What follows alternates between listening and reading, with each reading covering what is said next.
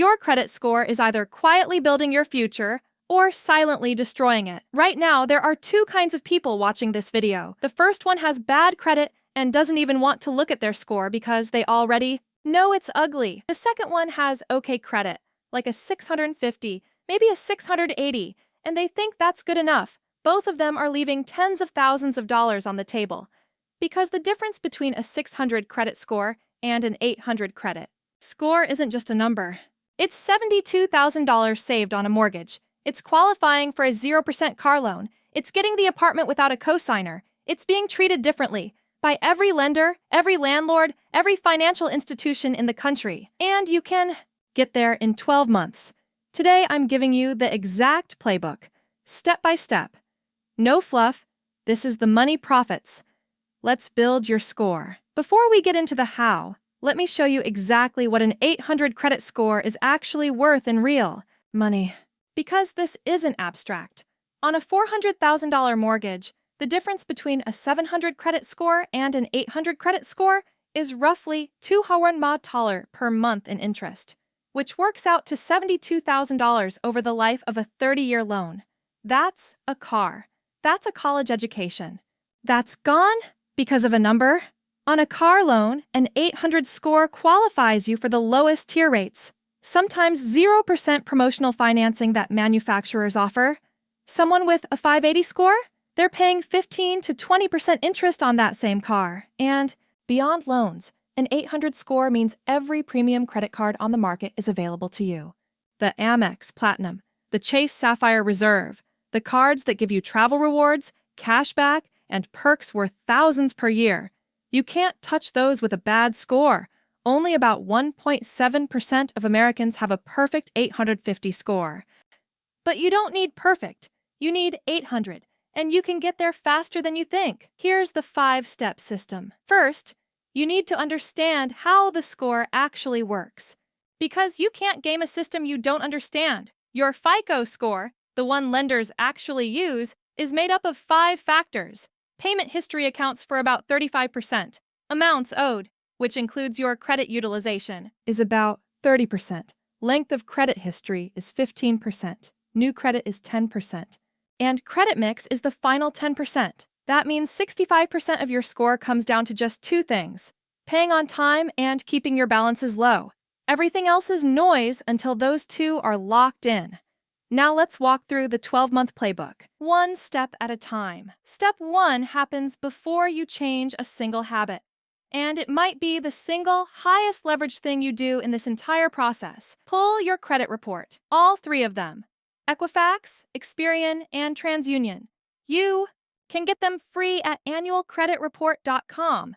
Now read them, line by line, because studies consistently show that a significant percentage of credit reports contain errors, accounts that aren't yours, late payments that were actually on time, balances reported incorrectly, debts that should have fallen off after 7 years but are still sitting there dragging your score down. If you find an error, you dispute it in writing, directly with the bureau that's reporting it. By law, they have 30 days to investigate and remove it if it can't be verified. A single removed negative item can jump your score 20, 30, 50 points overnight. This is the fastest free move in credit repair, and most people skip it. Before you do anything else, pull the report, clean it up, then build on a foundation that's actually accurate. Step 2 is non-negotiable. And it's the simplest thing on this list. Pay your bills on time, every single one, every single month. Payment history is the single largest factor in your FICO score at 35%, and a single missed payment can drop your score by 60 to 110 points, depending on how high your score already is. The higher you've climbed, the harder it hits. Late payments stay on your credit report for 7 years. You don't want one. Here's what you do today. Go through every account you have: credit cards, car loans, student loans, personal loans, and set up autopay for at least the minimum balance on every single one right now. Don't rely on memory. Don't rely on reminders. Automate it so the decision is never yours to make again. And if you've missed a payment recently, call the lender. Ask for a goodwill adjustment, especially if it was a one-time thing. Many lenders will remove a late payment from your report if you've been a generally reliable customer and you ask politely. Doesn't always work, but it costs you nothing to try. Payment history is the foundation. If you don't have this locked in, nothing else matters. Step 3 is where most people leave massive points on the table because they don't know what the actual target is. You've probably heard keep your credit utilization under 30%. And that's true. 30% is the danger zone. But here's what they don't tell you. The average credit utilization ratio for someone with a credit score of 800 or higher is just 6.5%. According to Experian, not 30, not even 20, 6.5%. The scoring optimum is actually 1 to 3% utilization, with 4 to 9% still in the excellent range. The 30% figure is the maximum to stay under, not the target you should be aiming for. So if you have a $5,000 credit limit, the 30% rule says stay under $1,500, but the 800 score rule says stay under $325. Here's how you close that gap. Fast. Pay your balance before the statement closes, not just before the due date. The balance that gets reported to the bureaus is your statement balance. If you pay it down before the statement generates, a lower number gets reported, and your utilization drops immediately. Request a credit limit increase. If you've been a responsible customer for 6 to 12 months, call your card issuer and ask. If your limit goes from $5,000 to $10,000 and your balance stays the same, your utilization just got cut in half. Your score moves.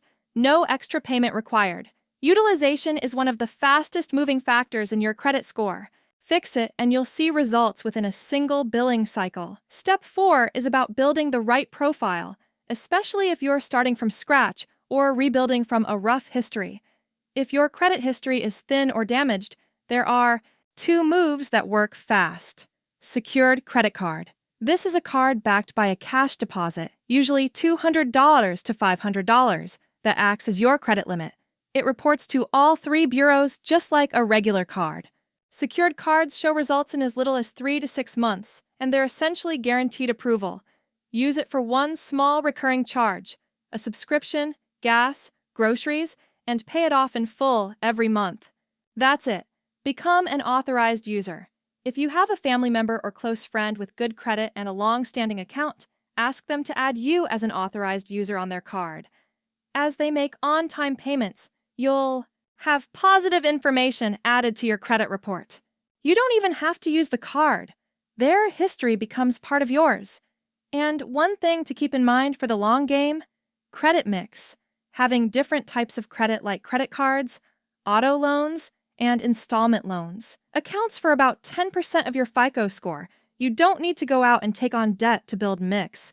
But if you naturally have an auto loan or a student loan alongside your credit cards, that's working in your favor. Step 5 is what I call the defensive layer. Because while you're building, you have to stop bleeding. Here's what's quietly killing your score that nobody talks about. Opening too many accounts at once. Every time you apply for credit, a hard inquiry hits your report. 1 or 2 won't destroy you, but 6 in a year tells lenders you're desperate, and your score drops. Space out any credit applications by at least 6 months. Closing old accounts. This one is counterintuitive. You pay off a credit card. You feel great. You close it. But closing it shortens your average credit history and reduces your available credit, both of which hurt your score. Keep old accounts open, even if you're not using them. A zero-balance open account is a gift to your credit profile. Applying. For store credit cards at checkout. Save 20% today if you open a card. That 20% discount is never worth the hard inquiry and the new account dragging down your average account age. Say no every time.